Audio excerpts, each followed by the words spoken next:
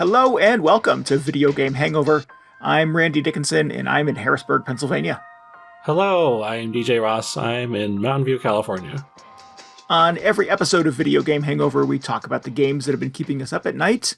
This week, that list includes CloverPit, Heartworm, and Murky Divers.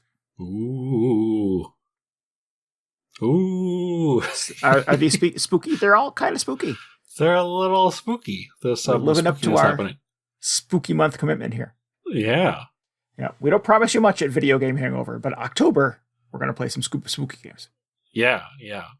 Man, I'm behind on my spooky month. Well, I've been doing the Spooky Saturday thing, but I haven't watched any scary movies this month, which is, running out of time. I feel like there's all this pressure already. The clock is ticking. Yeah. Playing plenty of spooky games, though, so good. Got that going on. Nice. Yeah. I've been playing one spooky game.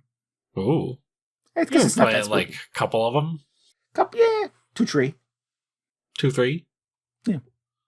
Wait, you went from 1 to 3? No. No? Okay, no. Well. I had intended to play more. I had a plan. And then I enjoyed CloverPit way more than I thought I would have just played that for the last 2 weeks. Okay, yeah, that seems like, that's about yeah, kind of how I expected that to go. Although I do still want to get to Alan Wake 2 this week, and talk about that before the month is over. And then Spooky Express is a spooky puzzle game that comes out October 20-something. So that's definitely on my want to play list. Yeah. Plus, we got to go to the Pumpkin Festival again. We should go to the Pumpkin Festival at some point. That was good.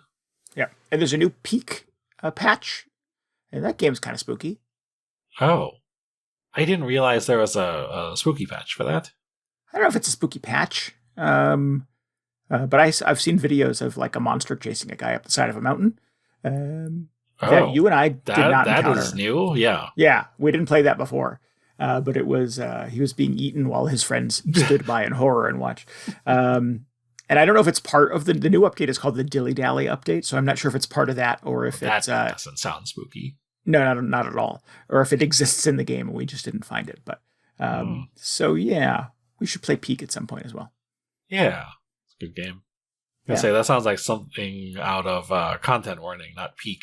I've watched plenty of my friends get consumed by weird monsters playing that game.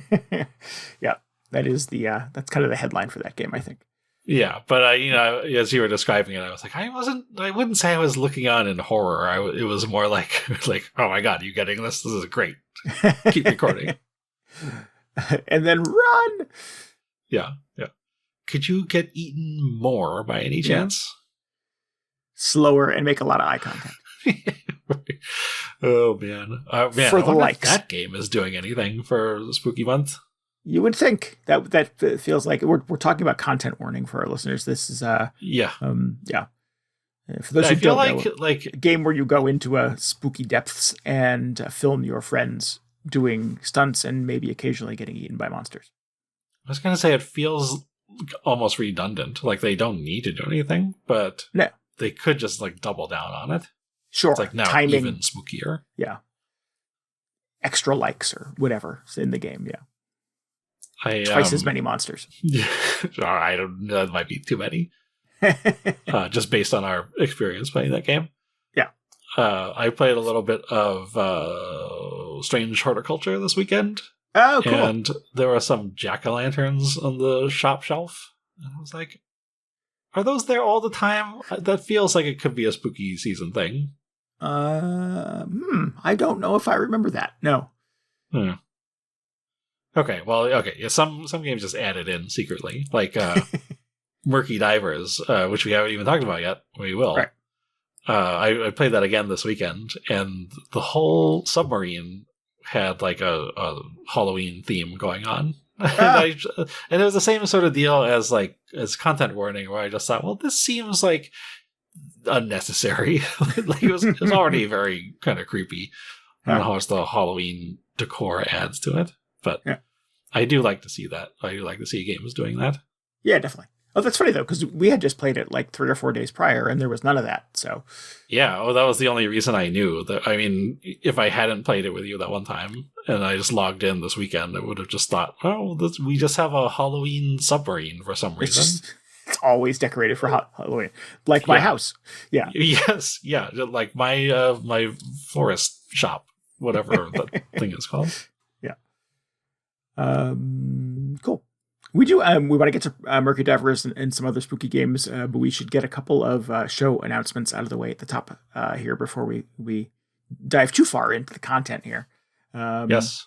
It is our busy season here at Video Game Hangover, so we want to let everybody know that we're still going to do our Monday streams coming up on Monday, October 20th at 9 p.m. Eastern Time. That is 6 p.m. Pacific. An hour earlier this week because DJ is going to stream ? So Randy's going to be out, but that's not stopping me from streaming something. So once again, it's going to be an hour earlier. 9 p.m. Eastern. I want to make sure we get enough time in because I'm going to be playing Silent Hill F, the new Silent Hill game that everybody seems to love. And I always talk about, am I going to play something actually spooky or is it just going to have like a cartoon ghost somewhere in it? I feel like this one's probably actually scary. I mean, just based on my past experience with Silent Hill. So, looking forward to this quite a bit. Cool. Sounds like a return to form for the series that kind of hasn't existed for quite a while. Yeah. I guess they had that Silent Hill 2 remake, but that's like everybody's played Silent Hill 2. Yeah. Remakes don't count. Cool. That's exciting. Is that out already? I don't think that game was out. It's out. Yeah. Oh. Cool. So, you're going to stream it next Monday and then probably talk about it on the next episode for our Halloween show. I'm curious to hear what you have to say about it. Yeah. I don't know a lot about it other than I think it takes place in, it's like in the 20th century. Oh, I thought you were going to say it takes place century. In Silent Hill. I don't think it's in Japan somewhere, right? Oh. Unless there's also a sister city to Silent Hill. Could be. We'll find out next Monday. Interesting. Cool. So that'll be at twitch.tv/VGHangover next Monday. Please check it out. Should be good. Yeah. And then I've also been doing, just as a supplement, my own spooky streams every Saturday for Spooky Saturday. This upcoming Saturday, the 18th, is going to be packed because I'm playing a bunch of short stuff like the Exit 8, which is like a subway walking simulator. Maybe spooky, who knows? Here we go. This is the Spooky Saturday vibe. I don't know what these games are like. Decimate Drive is a game where you're being chased by killer automobiles. Ooh. Again, I don't know how scary that will be. It sounds kind of scary. I don't know if it's like spooky scary. Sounds like a terrifying situation to be in. And then this last one, House of Necrosis, which is a rogue. Ready for this? It's a roguelike turn-based RPG reimagining of Resident Evil 1. So I think that'll be a lot of fun. Wow. Wow. Good picks all around, DJ. Very exciting. Yeah. So all this, because that's a lot of information. This will be on the Discord if you want to tune in for any of this. But yeah, spooky month. It's a busy time of the year. Yeah. And then as we get into November, we want to let everybody in on the fact that we will be supporting Extra Life again this year. A couple weeks away, so more to come certainly. But Saturday, November 8th is game day. DG and I will be playing games all day to raise money for children's hospitals in our communities. You can go to VGHangover.com/extralife for details on that. We will at some point put up a whole schedule of games we want to play that day. We certainly want to play games with the folks from our community and the listeners of the podcast.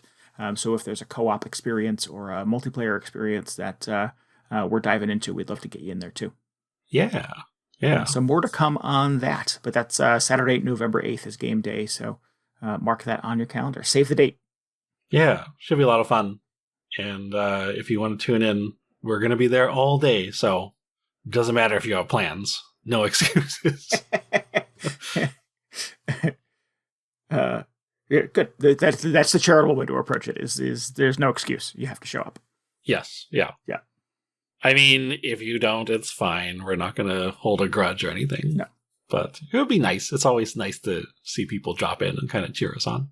Oh, totally. Yeah. Yeah. Well, I mean, I can only speak for myself. I don't know if you're going to hold a grudge. I mean, silently. I mean, I'm angry about things that happened like 40 years ago. So I'm like, I'm pretty good at holding a grudge, but okay. I find a way to compartmentalize and move on. All right. Yeah. If you're lucky, maybe Randy will hold a grudge against you for not watching. It's the Patton Oswalt thing where he's like 50 years old and he's like, I'm still angry about jocks. Is that what he says? I think that's a bit. Maybe I'm not doing it justice, but yeah, it's just a thing about something about like not being able to move on or about holding grudges. And he's still angry about jocks that he went to high school with. Mm. Yeah. All right. Well, as long as it's not, still controlling his life. No, I think it's not held him back at all. So yeah, he seems to be doing okay. Just doing fine. Yeah. But yeah, so all kinds of streams. Go to VGHangover.com for details on that. And then bookmark, save the date for Extra Life coming up in November. You go to VGHangover.com/extra life for details on that. Yeah. And then video games. We should talk about Murky Divers. Yeah. Holy Diver! That's a different game. That's a different game. So what is this? What is it? It's the latest sort of like, well, I mean, it's not, it's like it came out last year, I think. But I was going to say it's the latest sort of like friend slop co-op game. I don't know where I saw people start calling these things friend slop, but for lack of a better sort of descriptor, I think that works out well. It's just like describing the type of game like Content Warning and Peak and what's the other one? Lethal Company. I mean, there's tons of them, but just they feel like they're games designed to get you and a bunch of friends playing online and like screaming at each other and then posting the clips on TikTok later for likes or whatever. The Jackbox people have to be thrilled about that. I feel like I wouldn't put Jackbox in that category. Like, does anybody post like Jackbox moments? I don't know. I'm not on TikTok, so I can't verify, but neither am I. But I mean, and also I'm sure people post their Jackbox highlights, but I feel like it's a very different type of game. But anyways, Murky Divers is a co-op game where you and a bunch of your friends work for this pharmaceutical company. Actually, I don't know if you work for the company or if you're just like a contractor that they employ and you're like a cleaner essentially, and you go into these underwater research sites and destroy all the evidence of the nefarious experiments that they were doing. And yeah, that's basically it. Oh, and all the dive sites are spooky and haunted for some reason. Right. Yeah. There's a lot of weird, shady shenanigans that have gone on. Like, I thought it was going to be like underwater hospitals or whatever, because pharmaceutical company, but like there was a bone temple and there was a witch and there was all kinds of like there was a lot of weird stuff going on underwater. The Loch Ness Monster was there. Yes. Well, that was the interesting. Some of this was kind of interesting. There was you had to like pilot the ship and stuff, which I thought was kind of an interesting flex for one of these Fred Slop games. It reminded me a lot of Sea of Thieves in that you didn't just sort of like show up magically at the place where you had to go do a cleanup. You had to like drive your ship to it. And that required like one of your friends looking at a map and the other one sort of controlling the rudder and the other one controlling the engine. And at some point you and I were trying to control 3 or 4 different functions on this ship just to get to the place where we could then put on our wetsuits and dive down and do the spooky thing. So it was interesting. I wasn't angry about that. It was cool that it was more than I thought it was going to be, but I was just surprised that was a component of the game. Was not prepared for that, because it's certainly not an element of content warning or peak or anything like that you have to like. You're not flying the plane that crashes into the mountain in peak. Although that would sort of explain the crash. Right. It's like, well, you did such a great job flying the plane and it didn't crash it, and you don't get to actually climb the mountain. Right, yeah. Just crash closer to the top of the mountain. That way you don't have to climb quite so far. Yeah. Yeah. But yeah, so that was kind of interesting. It certainly sort of like doubled down on the co-op element of it. Yeah. And well, I like that one a of lot, us was actually. looking. Yeah, go ahead. Sorry.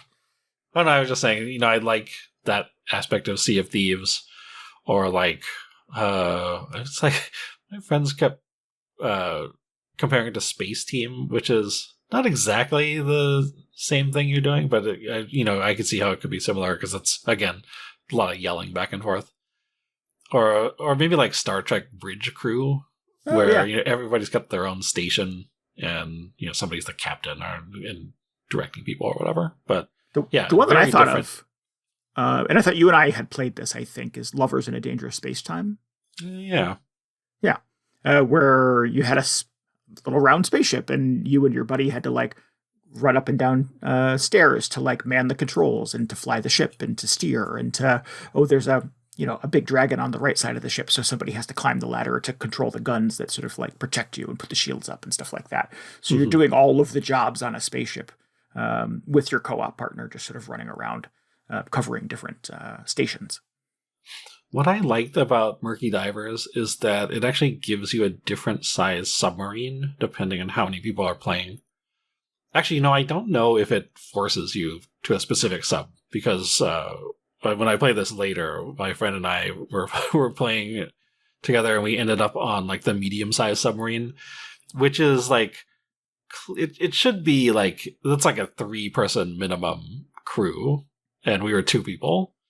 So there's certain stations where it's like, you really need like an extra person here.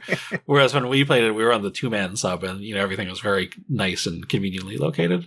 Right. But you can have up to 8 people, I think, on a crew, and we didn't even look at the large sub. I don't imagine what that's like. It must be like a a cruise ship or something. It's huge. Cool. Yeah.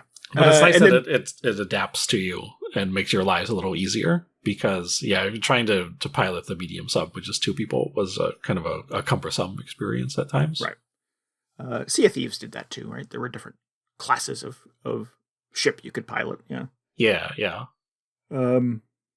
had a solo one, if I remember correctly, too, even if you wanted crazy enough to play Sea of Thieves by yourself. That would be that would be challenging. I bet there's somebody out there who's like really good at it, though. Just put a jet ski, just one pirate, one jet ski, just zip it around. So Murky Divers. So you're looking at the radar. You're trying to sort of decipher what different like blips on the radar are. Sometimes it's a big monster. We've run into like a kraken and stuff like that. And like you said, Loch Ness Monster occasionally shows up. The police will chase you, because what you're doing obviously is not very legal. So you have to avoid the police when they pop up on your radar. Otherwise they will ram your ship, and then you have to run around and fix it. And this is all before you put on your wetsuit, like I said, and get off the ship and go do the diving and document shredding thing, which was fun and kind of spooky, but seemed like less of the game than I really kind of thought it was going to be. Oh, really? I thought it was tough because we only played a few rounds of it.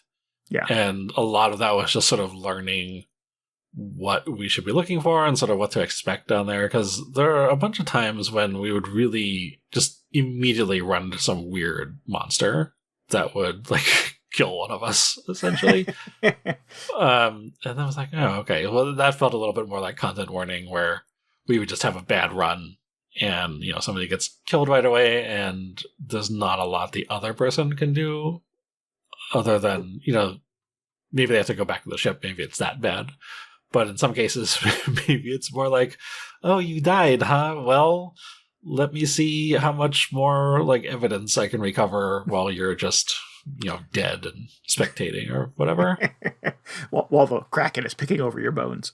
Yeah, yeah. So there's also a bit of a learning curve with this, but I felt like I enjoyed sort of looking around, exploring the research areas. It did feel like it just gets easier and easier the larger your crew is, because you have more people backing you up. You have just more time to explore the facility, because some of these, like, they felt quite expansive.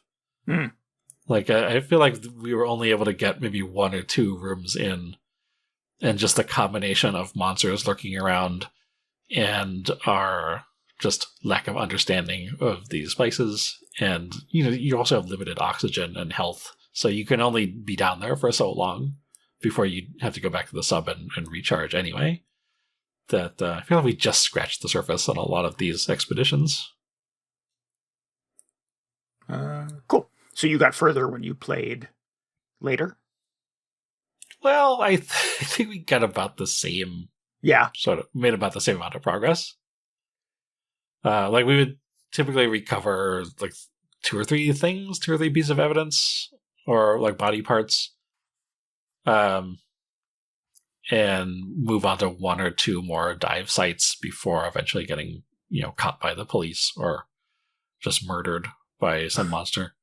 Actually, the game doesn't end when you all die. I don't think. It just puts you back in the sub, and then we realized that the little, like, the star icons up in the corner are actually, it's basically like your wanted level from GTA. So basically, the more you mess up while you're doing the dive, the higher your wanted level grows.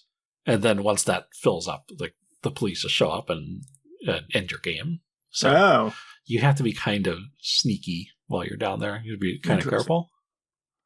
We certainly did not. At least when you and I played together, we did not explore that element of it at all.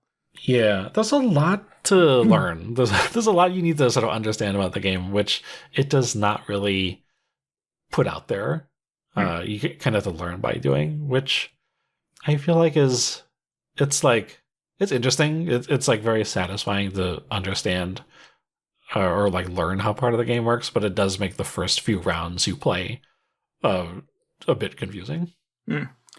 I thought when we played it last week, there was a little like tutorial at the beginning, and I messaged you and I was like, there's a tutorial, make sure you play it before we get on stream tonight. And it was like 15-20 minutes just sort of prepping you for like how to do some basic stuff and what how to read your screen and stuff.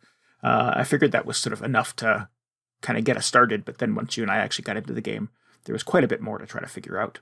Yeah. It took me the longest time to realize, like, okay, so you're down there to do 2 things, essentially, which is, like, recover the body parts. Which is, it's weird that there are just, like, so many body parts that need to be recovered. And then destroy evidence, which I had assumed was all the other stuff we were picking up. Like, we kept picking up these plastic garbage bags. I was like, this must be the evidence or whatever. But no, you're actually just supposed to smash all the computers you see at the underwater facilities. And then, yeah. So I think we missed that. So we always complain that we had left evidence behind. I was like, why? We got it right here. And it turns out that was just a bag of garbage.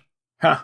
So, yeah. So, like, again, first couple rounds, you're just sort of like learning the ropes. But I do like the sort of loop of going down into I just want to call it a dungeon, just going down to the dungeon, coming back, and then piloting the sub to the next spot. It was kind of cool. Yeah. It was definitely more than I thought it was going to be. It's certainly more than content warning is. Yeah. I think it was a little more forgiving, especially with 2 people, than content warning. Interesting. Yeah. I mean, the failure of content warning is kind of where the comedy of it is. So I think you kind of need that game to be a little unforgiving, I think. True. Yeah. I mean, that's sort of like, if you play a run of this and it goes completely smoothly and there are no issues at all, I feel like that is betraying just sort of the friend slop like philosophy. It was like, oh, nothing went wrong. Everything was great. And they lived happily ever after. Yeah. Yeah. That I feel like, that's actually a very unsuccessful run. Yeah. But I don't know. I mean, there's definitely a game in there that you can try and complete as cleanly as possible. But, you kind of wanted to run into a spooky monster or right. have somebody get eaten. It's I didn't actually think it was that scary, which was probably a relief because I don't love, deep underwater environments. I especially don't love creepy monsters poking out of holes. But I feel like it was pretty manageable. Yeah. Yeah. And not as scary as content warning. They're genuinely. And they use darkness to their advantage in that game, obviously, pretty significantly. But yeah, I didn't think it was terrifying. Yeah. Yeah. We were also, it's another one of these games that expects you to be using proximity voice chat, which we were not using. We were just on Discord cheating the whole time. But it does do some fun stuff with that. Like, I learned that there are monsters that you can scare away by yelling at them. And I think vice versa. There are some where they're attracted to sound, so you have to be quiet. But then my favorite moment, which is a little bit of a spoiler, was we were in a dive site and I think you had gone back to the sub to refill your oxygen or something. And then out from around the corner, another diver appeared and it just said Randy over its head. And I was like, okay. I know that's not you, but imagine playing this and we're not on voice chat. And you just pop around the corner. I'd be like, oh, I didn't realize you were there. Okay, where are we going next? And then it turns out that thing tries to eat you or whatever. So that was super fun. I really enjoyed that them taking advantage of sort of unreliable voice chat or inconsistent voice chat during the game. That was really good. I forgot that happened. That was clever. Yeah. Cool. All right. Well, this is called Murky Divers. It is on. We played on Steam. I think it's probably just on Steam, right? Yeah, I think so. Yeah.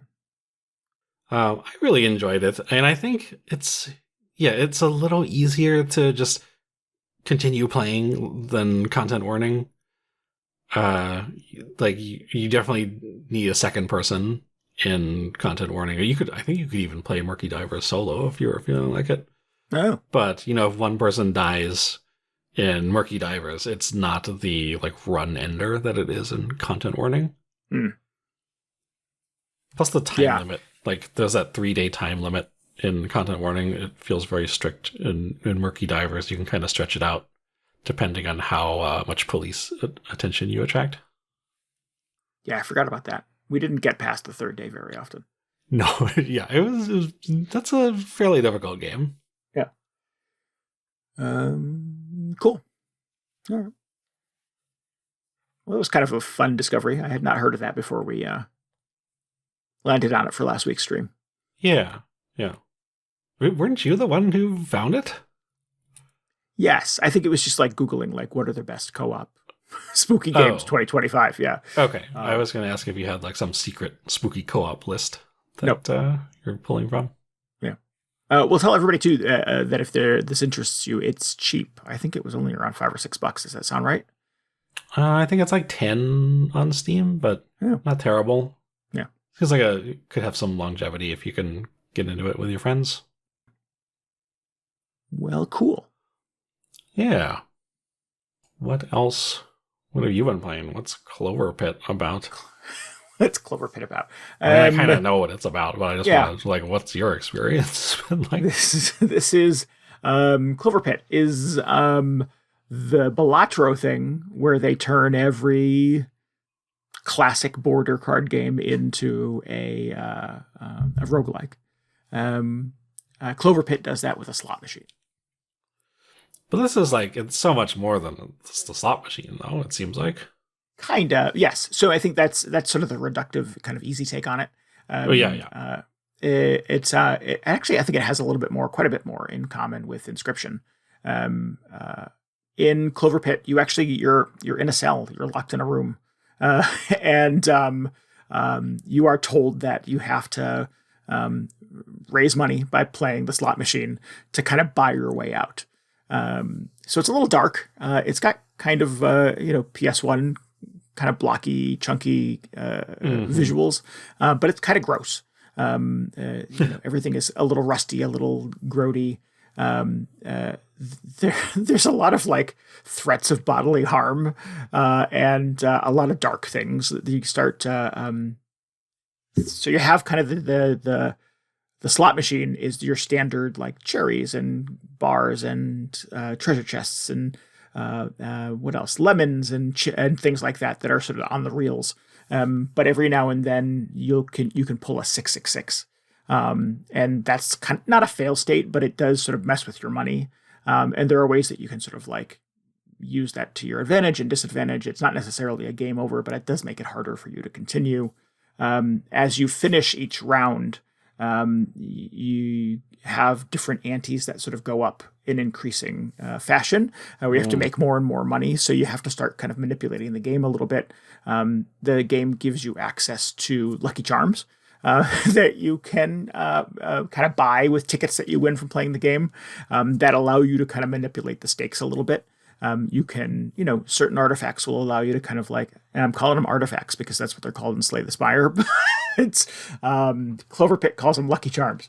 And you can use them to like increase the frequency of a certain symbol coming up on the reels. Or there are things you can do that are good luck charms that will just sort of like add a factor in your favor towards good things, advantageous things happening on the reels. There are ways that you can sort of manipulate the payout. You can manipulate the likelihood of certain patterns coming up on the reels. And the cool thing is that you can get initially up to 7 lucky charms that you can use to sort of influence the game. Over the course of playing the game, I have found that you can get quite a few more by manipulating some of these charms again.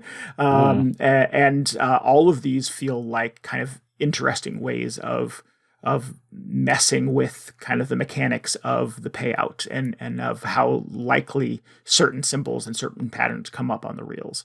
So it's that felt a lot like the Jokers in Balatro to me, where totally. It's like, okay, you kind of want to, maybe I'll get a bonus from having a full house versus, right. or like, should I put the bonus towards a 3 of a kind instead? Because that's slightly easier to achieve, maybe. Right. And like Balatro, there's a limited amount of space where you can sort of play these cards. So you kind of have to make I forget what the number is of Balatro, the 5 or 6 that you have access to kind of really work for you. And what you're looking for is kind of interreactions. You're looking for cards or lucky charms in CloverPit that kind of play off of each other. Where, one of the lucky charms will increase the likelihood of lemons coming up by a factor of 2x. And then you find another charm that increases the payout for lemons. Or you find another charm that decreases the likelihood of 7s or cherries coming up. And all of these things can kind of work together to just get to the point where you have a little grid that pops up on the side of the screen that tells you, lemons pay out 2 tokens, and there's a 24% likelihood of them coming up. But you can manipulate all of those things. So over time, with the right lucky charms, you can get that payout number up to something bananas. I've seen payouts, screenshots of people on Reddit who've gotten that number like into the trillions, no joke. Oh my God. Yes. And they have manipulated the likelihood of those lemons coming up so dramatically that it's like a 94% chance or a 96% chance that you're going to pull a lemon. So you're just jackpot after jackpot after jackpot. But are you just done at that point, or like how could they ask for more than $1 trillion? Well, there's a couple of different objectives here. There are 2 endings that have different sort of criteria and stakes that you have to sort of, again, kind of manipulate your way towards achieving. And there's sort of infinite mode, where they continue to raise the stakes and continue to sort of set antes that are so high, and you have to continue kind of manipulating the reels and manipulating all of these factors in your favor just to try to stay ahead of the game ending, stay ahead of coming up short for one of the jackpots. When you do come up short, the floor opens up and you fall into a pit, you die. Mm-hmm. And that is the CloverPit. So yeah, there's a couple of objectives here. Like, I've technically finished the game. I've seen the 2 kind of scripted endings, but there are something like 30 Lucky Charms I haven't even unlocked yet. So I think to a certain degree, if you're kind of a completionist or a crazy person, or if you're hooked on it like I am, you want to keep playing it to see more of the Lucky Charms and to see what those kind of effects are, and just to see kind of like, what's the craziest score I can get? How far can I push this thing? There's not like, a secret meta objective, or does that, or the 2 endings you're talking about, like the regular ending and like the deluxe secret ending? Kind of, yeah. Yeah, there's kind of the good ending and the bad ending. Oh.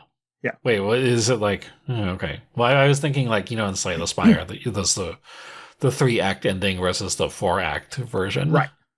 Yeah. And then you could start ascensions and stuff like that. So, yes. Were you ascending in this? I mean, the infinite mode is kind of the ascensions, essentially, is just really trying to get those scores in the trillions. Oh, okay. Yeah. Right. Yeah, and in the way that it sort of reminds me of Inscription is that you have physicality. You're a character walking around this cell. There's different stations in there. One of the stations, obviously, is the slot machine, but you also have like an ATM that sort of tracks your score and your jackpots and what your next kind of round of objectives has to be.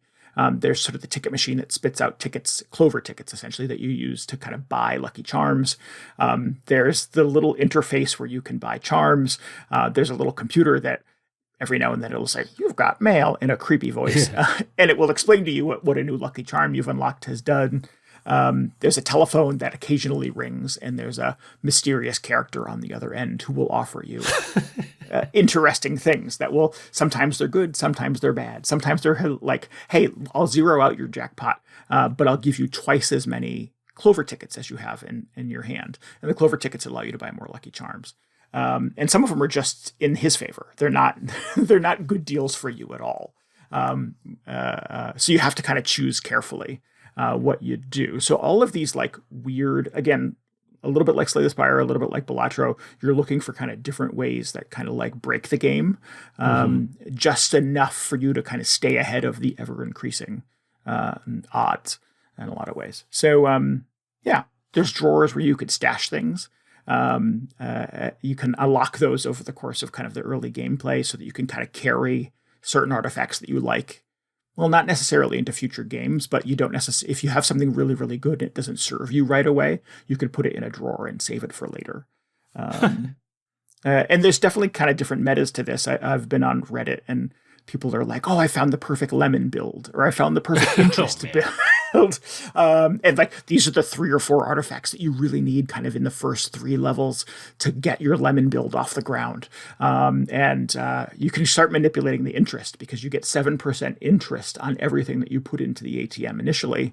But again, there are different Lucky Charms that allow you to go for, I've gotten it up to like 26% interest, which is bananas.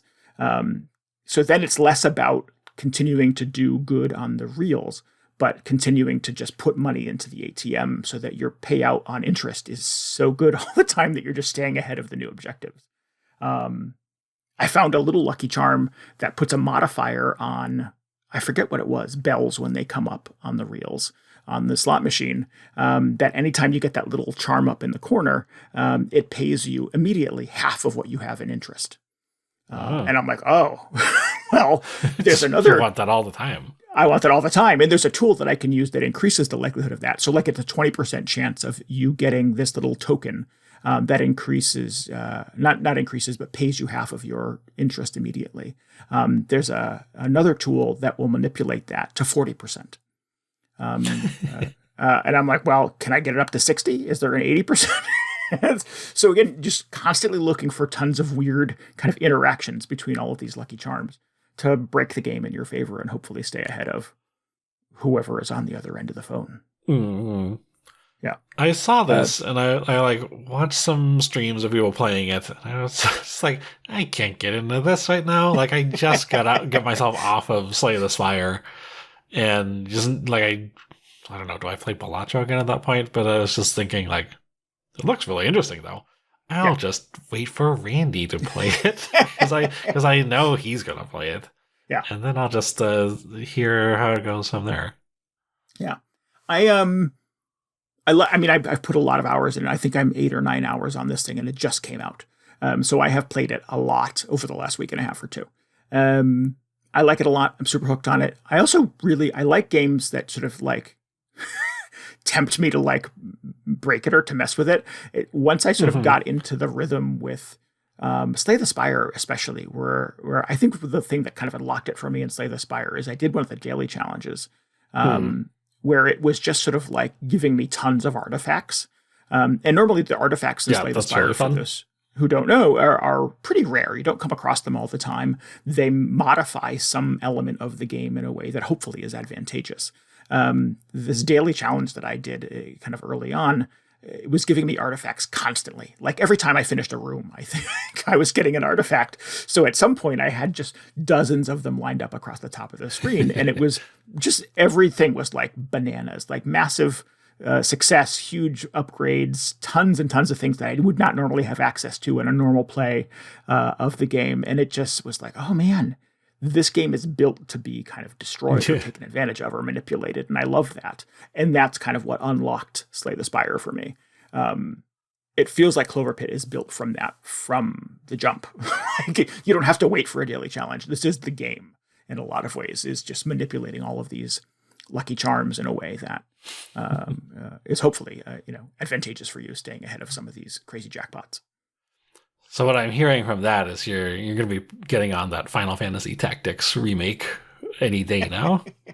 Well, is that an element of that game? Am I missing something? You just gotta. What did I do? I had get a ninja who can wield 2 swords at once, and then you just turn that into a different job with like more ridiculous swords. You still got 2 of them, or I mean, that's just the most vanilla thing you can do in that. But there's like some ridiculous stuff where if you actually spend some time putting your team together, it's like the enemy doesn't even get to take a turn. They're just dead before they can do anything. Oh, wow. Huh. That's interesting. Yeah. People get pretty creative with those types of games. I like in CloverPit, and I like this about Inscription too, is that as you do find ways to sort of like tip the advantage in your favor, or you start to sort of unlock, I get it, I understand what I'm supposed to be doing. The game kind of stays ahead of you a little bit, and does kind of throw in the character you're playing against in Inscription is really good at sort of like, I see what you're doing, and I'm going to counter with this other decision or this other thing that you weren't expecting. And there's little elements of that in CloverPit that come up too, that they'll put in. They'll increase the likelihood of the 666 coming up, or you'll get a phone call and there's 3 choices that you can make and they're all terrible, but you have to pick one. So like, what is the least horrible thing that I can sort of live with? At one point I was making so much money from just my first spin of the reels. And normally each sort of like bet or jackpot is 3 spins to get to the goal. And I was making so much from the first spin that I was just blowing it away right away. And I got a phone call that was like, all right, I see what you're doing. And here's how I'm going to change it. And they basically shifted the rules. And I've learned through research that is a thing that ultimately comes much further in the game. But because I had broken the game so early on, they reeled it out within like the first 6 or 7 rounds. And I was like, so you can't be too good too soon, or CloverPit will catch on. So it's kind of interesting. I don't know how much of that there is in the game, but when the 1 or 2 or 3 times where it's popped up thus far is sort of like, all right, don't get too flashy. Don't go too crazy. You shouldn't be pulling trillions on your first 5 or 6 runs. I've not found a way to be quite that successful, but the 5th or 6th objective that you get is something like 13,000 tokens. And I was making that just in the first spin. It was like, okay, I've gone too far. I've broken something clearly in a way that whoever's watching doesn't like. That's funny, because that like doesn't happen in any of those other games. But that is it's like whoever made this has played a bunch of those, and it's like, no, not in this game. You're gonna have to figure out another plan. That's really cool. Yeah, and not in a way that like makes the game not fun, but just is a way that sort of like levels that a little bit. Like, okay, well, you're gonna make billions on your first spin. We're gonna make this part of it a little bit harder for you then. Well, so what do you do at that point? You just shift to a different, like breaking a different part of the game? You're like, yeah. I had to, I've learned to sort of modify my strategy. Like early game, you really need luck on your side. So I'm trying to buy luck charms that really like +7 luck. Anything, if you can get a couple of artifacts early on, because they're expensive, so you don't have a lot of tickets or access to them. But if you get a couple of little lucky charms that get your luck somewhere near 15, there's 15 spaces on the slot machine reels. If you can get luck of 15, you'll get a jackpot every single time.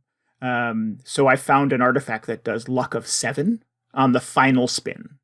And then I had another one that does a 20% chance of a luck of 5. But then I found another artifact that doubles that. So I was getting 17 luck, like within the first 2 or 3 rounds. And I was like, oh no, this is too much. And I was getting jackpots every single time. When you're just like, you really need luck on your side. It sounds like you could be talking about any roguelike. It's like, sometimes totally. You just get a lucky, good RNG. But it's like, no, in this case, I'm just talking about the luck stat, which I have boosted by buying an item that's so good. Right. And then, well, the further you get into the game, luck is less of a factor. And it's more about you. Like the stat luck. Yes. Correct. Because you're all driving the game towards a specific destination. Right. It's funny because there is an artifact in the game called Depression. And it's a little black cloud, and it zeroes out all luck in the game from that point forward. So you're really just playing slots, Vegas slots, which are probably not tipped in your favor either. But so it takes luck as a factor out of the game entirely, from a stats perspective and from just a gameplay perspective, which is kind of fun. I messed around with it once, and I'm like, I don't like this nearly as much. Well, then you're just playing a slot machine. Right. And who wants to do that? So, but then like mid-game later in the game, you really start to know that you have to kind of manage those numbers, and you're doing a lot more math. So you've really got to start juicing that interest. You can't be 10 rounds, 15 rounds into this thing and still be getting 7% interest. You've got to get that number up. So you've got to keep getting more and more modifiers. And so your strategy has to change. You can't constantly, at least I've not been successful, just playing luck forever. You have to look for other ways to make money and stay ahead of the objectives. So as if anybody couldn't tell from the last 20 minutes of me ranting, I really like this game. It has been a weird surprise just how kind of obsessed with it I am over the last couple of weeks. And I've had a lot of fun with it. Would recommend. It's really amazing that, they took a slot machine, which is just, you may as well not even be a game, but they just like layered so much stuff on top of it. That's like, oh, you actually can turn it into a really compelling experience. Yeah. Yes. And a lot of the stuff that I've read on the internet has compared this to Luck Be a Landlord, which I've also played some of, which is also kind of a slot machine thing. It's a little more narrative driven, if I remember correctly. But I didn't like that nearly as much as I'm enjoying CloverPit. So I do kind of want to go back and check out Luck Be a Landlord now, just to see if there's something maybe I missed. But CloverPit has enough of the little hooks from things like Balatrolike and Slay the Spire and Inscription to kind of keep me in it. And it has a kind of gross, spooky aesthetic, and that's kind of fun too. When certain Lucky Charms will expire, or you could give up Lucky Charms and try to get a ticket back. You can sort of like 86, a charm that you're not using anymore, or it doesn't fit into your build anymore. And rather than it just sort of going away or poof disappearing, you have to put it in the meat grinder. So you hear like a whirring noise and blood spatters across the screen, and there's a little recycling bin under the counter full of like blocky red grody viscera that is presumably all of your ground up Lucky Charms from your previous runs. So yeah, they definitely get kind of the grody, demonic aesthetic that I think a lot of these games kind of hinge on. Somehow it just works with that old PS1 sort of aesthetic just the huge pixels. It's like, oh, I should be disgusted right now, but it's just a bunch of like red pixels down there. Right. So yeah, so it's fine. That's completely fine. Well, it's the Mortal Kombat evolution. Once it got sort of photorealistic, it wasn't fun anymore. Yeah.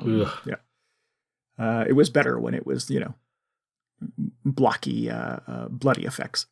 Yes, when you were just like, there's not that much blood in a person, but and yet every time he gets hit, just everywhere. Yep, that was good. So this is CloverPit. I'm playing it on my Steam Deck. It runs great on the Steam Deck. I think it's only on Steam so far.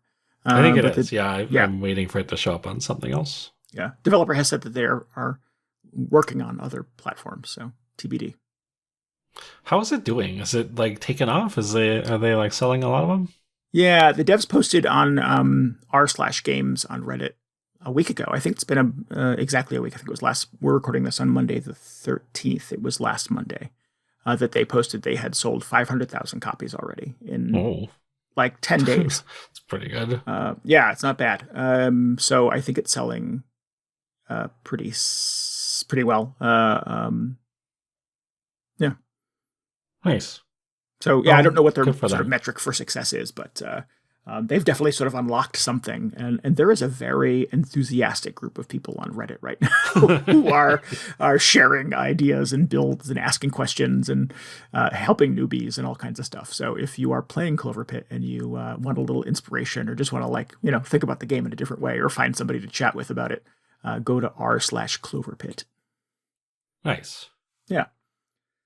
Miraculously, that subreddit was not registered by some like Clover enthusiast. I don't know.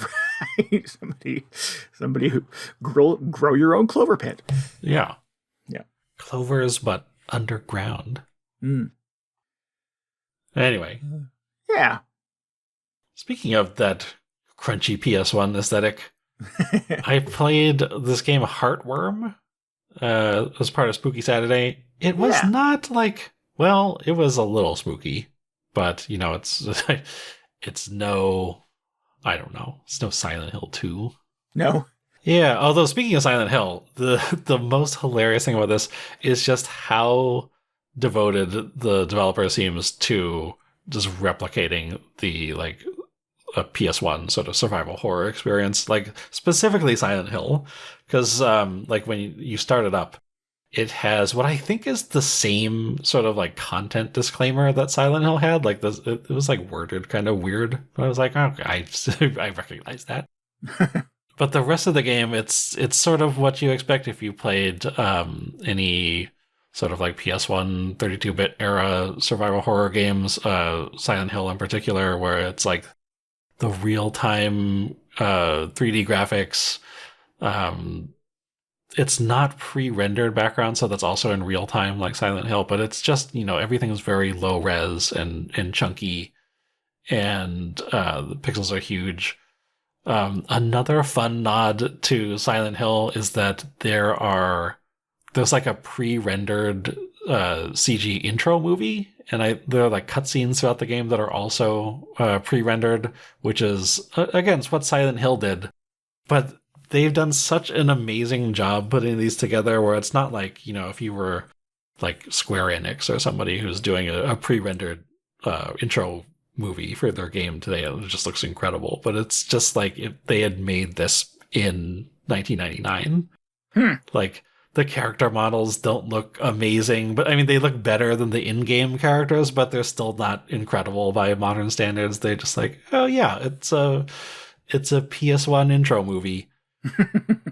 But like I must have watched this like 2 or 3 times because the way they have captured just like the way things are textured in the game, the lighting effects, the way the characters move, and just sort of a like it's like not quite motion captured, but it's just like very like stilted and kind of uncanny looking. It's so good. It feels like completely authentic. It's really incredible. So yeah, if you're into that, if you're into the sort of like PS1 revival going on, this is super cool.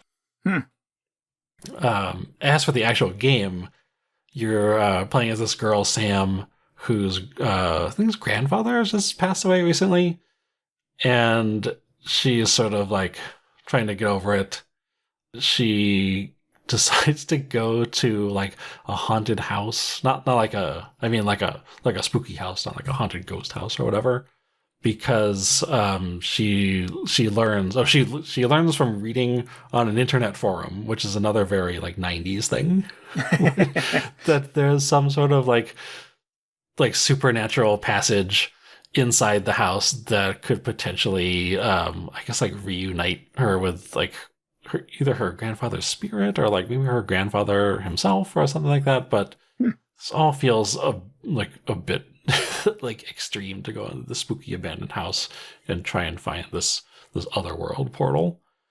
But man, what a great premise for a PS1 survival horror game, though. So you're just in this house, and as you might expect, you're just sort of wandering around with either tank controls, or you can use like 3D sort of like screen relative controls if that's what you prefer. There's not a lot of combat. You don't have a weapon, what you do have is a camera, which I was sort of expecting, like as soon as I read that it was going to be like, Fatal Frame or something like that. But for the most part, you just use the camera to you use the flash on the camera to light up the environments as you're walking around, which is super fun, it turns out, because you're just walking around and you just hit the shutter button, and you get that nice whatever camera flash sounds like. It's like like a capacitor or whatever, the kind of high pitched noise. And then the room lights up. There's kind of like whatever, like the flash lingers a bit as you move throughout the room, and then it's time to hit it again. And you're always sort of expecting, like, okay, one of these times I'm gonna press this button and there's gonna be like a spooky ghost behind me or something like that. So it's a fun mechanic, and it's like just a little tense at the same time. You do eventually run into some sort of like ghost. They're not really ghosts, but they're like enemies in the game that show up, and you use the camera to stun them and eventually like kill them, essentially. And that has been the most of the combat so far. So it's not super combat heavy, probably less combat heavy than either like Resident Evil or Silent Hill games from that period. A lot of it is just walking around and solving like super basic survival horror puzzles, which at this point I don't think the puzzles are especially good, but I'm like, are they supposed to be good, or are they supposed to be bad as like an homage to puzzles from that era? I don't know. It's just like, it's just enough to get you to sort of like stop and think about like, like what 4 number or letter combination do I need to find to unlock this door or something like that? Mm-hmm. Oh, there was the whole thing that got me thinking, like, oh, I wonder if these are bad on purpose. Is there's this like a chessboard puzzle in the first hour of the game. I was like, come on, you can't just like do a chessboard puzzle. That's kind of lame. But yeah, that's when I thought like, well, maybe it's just being lame on purpose. Maybe that was the whole idea. I don't know. The whole thing, like the whole time I was playing this, it really just feels like somebody wanted to create a PS1 survival horror game. And I feel like that's what they did. Like, yeah. For better or for worse, it feels extremely authentic, despite a few allowances. Like I said, you have the 3D controls if you feel like it. There's an old over-the-shoulder perspective as you're using the camera, which feels very modern compared to like Resident Evil. But also you can just turn that off if you want the more traditional sort of like character-based aiming, which is kind of interesting. Yeah. So it's a fun couple of hours. I played. There's still quite a bit left to go, I think. But yeah, I really enjoyed. I mean, I love the PS1 revival stuff. I feel like PS1 was sort of like the sweet spot for horror games, just like aesthetically, and also just because there was so many like the big name series that got their start back then. I just feel like it was such a great time for this type of game. So it's kind of cool. They just made another one. Cool. It sounds like you were quite enamored with it. Yeah. It's like, yeah. I don't know how much else I have to say about it. There was one boss fight which I didn't enjoy. And again, I was just like, wow, I'm not expecting, the boss fight to end all boss fights out of this game. But maybe this could have been better. But it didn't really prevent me from enjoying the rest of the game at that point. Oh, it does do something I really like that a few other games have done, where as soon as you've completed all the puzzles in a room, or you've collected all the clues or evidence in a room, it will indicate that on the map. So you spend much less time backtracking, I feel, in this game than you would in Resident Evil, or in like Silent Hill or whatever. Silent Hill, yeah. Yeah, because you're always like, well, clearly I'm missing something for this puzzle. Which room could it have been in? And you just have to go back and look in every single room. But in this one, it's much more clear. Like, oh, well, here are the rooms that I can safely ignore. And I'll just focus on these other ones.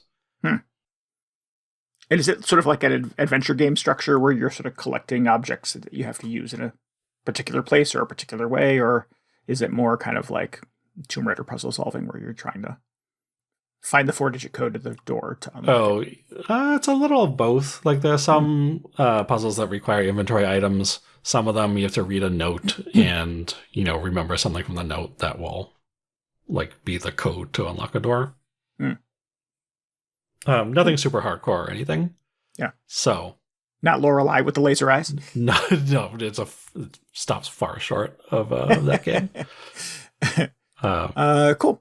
It does sound like a little bit of a hodgepodge. Sounds negative, but a little bit of an homage to a lot of different elements of kind of classic video games. Yeah. So I just played another game like this last year, which is just, another sort of PS1 revival survival horror game. But I like this one a lot. Is this the Tartarus Key? Was that the one you did last year? No, it was. I mean, that one was good too. But what was the other? I'll not be able to remember the name. Like in a year, that's maybe the only issue with this game is like a year from now, I don't know if I'll remember that it was called Heartworm. But it was like you were some sort of like futuristic scavenger and you were trapped in this abandoned apartment block, and there were scary monsters there. Nice. That was much scarier than this. This was surprisingly manageable. So if that's a plus, then maybe that's another good thing about this. Cool. This sounds like an interesting checkout. I'll have to take a look. Yeah, don't know how well it runs on Steam Deck, but it is just on Steam in general. Might come to other platforms later. Nice. Well, cool. Yeah. Anything else spooky happen this week? No, I don't think so. Mm-hmm. No. Nope. No. Okay. No. Well, they're doing the little art revival theater near us is doing. I think it's the 30th anniversary of American Psycho. Oh, don't tell me that. So they're going to show that on the big screen. When did that come out? A long time ago. So, but they've got like a new 4K transfer they're going to show, and so I'm going to see that. That's got to be like like 2000. That sounds about right. Probably. I think you're right. So unless you're talking about the book, or I don't know when that came out. No, the movie, which is way better than the book. Yeah. So that's a fun Halloween thing we have going on. Okay. Yeah. You're dressing up. You're going to wear your raincoat or whatever. Hey, Paul. No, had not occurred to me to dress up for that, but that'd be fun. I should wear a suit. Yeah. Make sure I bring my business card. Yeah, there you go. I'm sure there will be other people there who with their own business cards that you can compare right, to. Yeah. Excellent. Yeah. Some other stuff, pumpkin patch and, that kind of thing. But yeah. Just kind of fall things. Yeah, the whole fall thing is happening too, so that's also good. Yeah. All right. We should wrap this thing up, right? Yeah, I think that's about it. Yep. Friendly reminder that DJ will be streaming this Saturday night and then again on Monday night. So make sure you go to twitch.tv/VGHangover to check that out. And for more information, go to our Discord. Yeah. And if you ever need more video game hangover in your brain, you should follow us on Blue Sky. We're VGHangover.com there. And you can always get show notes and links and tell us what you thought about this episode at VGHangover.com. We would love for you to join us on Discord. You can hang out with us and chat about video games and other fun stuff. You can get a link to that at VGHangover.com. And we would love for you to subscribe, rate, and review us on your podcasting app of choice. And maybe help us out by telling your friends about the show. Yeah, we appreciate that a lot. Helps us bring in new listeners just by sort of spreading the word of mouth. Is that how that goes? Yeah. That sounds about right. Spread the gospel. Yeah. There was somebody on, sidetrack here a little. There was somebody on, it's all Reddit this week, on r/Harrisburg in Reddit who was sort of like, what are some podcasts about Harrisburg? And I'm like, this is a podcast that's not about Harrisburg, but it's here's something you didn't ask for. Right. But it's partially made in Harrisburg. Okay. Yeah. And I got downvoted. Yeah. Deservedly because so. Reddit. Yeah. Yeah. Anyways. So maybe we need more Harrisburg content. Basically just posted in the wrong thread. Yeah. Just shameless self-promotion. Yeah. Okay. Well, speaking of shameless self-promotion, no, it's fine. We want to give thanks to RJ Lake for our intro and outro music this week.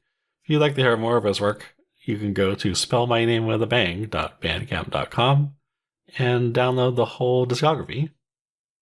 Then you can do your own you do your own shameless self-promotion of RJ Lake's work. There you go. It's not really self-promotion. That's not what that means. No. It's like third-party promotion. Third party, yes. Yep. Third-person perspective. Selfless promotion. We'll be back soon. We'll be back next week with streams. We'll be back 2 weeks with a whole new episode. Until then, this is Randy Dickinson. This is DJ Ross. Thanks for listening to Video Game Hangover. Goodbye. Good night. See ya.